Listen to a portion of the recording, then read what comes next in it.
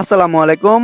আজকে ঘুরে দেখব ভোলা সদর উকিলপাড়ায় অবস্থিত 2 তলা বিশিষ্ট নিজাম হাসিনা ফাউন্ডেশন মসজিদ। এটি ভোলা জেলার মধ্যে সবথেকে সুন্দর এবং সারা বাংলাদেশে সুনামকৃত একটি মসজিদ। জানা গিয়েছে এই মসজিদটি প্রায় 1.5 একর জমির উপরে তৈরি করা হয়েছে এবং একসাথে 2000 প্লাস মানুষ নামাজ আদায় করার সুযোগ সুবিধা। তথ্য অনুযায়ী 2010 সাল থেকে 2016 সালের ভিতরে এই মসজিদটি নির্মাণ করা হয়। এই মসজিদে নানান রঙের মার্বেল ও খোদাই করা ডিজাইন, সুসজ্জিত গম্বুজ ও ক্যালিগ্রাফি ব্যবহার করা হয়েছে। এই মসজিদের চারিপাশে রয়েছে ফোয়ারা ও সুবাসিত ফুলের বাগান, যা প্রকৃতির আলাপন তৈরি করে। এই মসজিদে শুধু শুক্রবারই নয়, ঈদ উল ফিতর ও ঈদ উল আজহার নামাজেও অনেক দূর দূরান্ত থেকে মানুষ এখানে নামাজ পড়তে আসে। এই মসজিদটি শুধু নামাজের ক্ষেত্রেই নয়, এই মসজিদটি বিবাহ কিংবা ধ্যান ও শান্তির আশ্রয় হিসেবেও কাজ করে থাকে। এই মসজিদটি নিজাম হাসিনা ফাউন্ডেশনের তত্ত্বাবধানে নির্মিত এবং জানা গেছে রমজান মাসে এই মসজিদটি বিনামূল্যে ইফতার দেওয়ার কার্যক্রম দীর্ঘকাল ধরে চলে আসছে নিজাম হাসিনা ফাউন্ডেশনের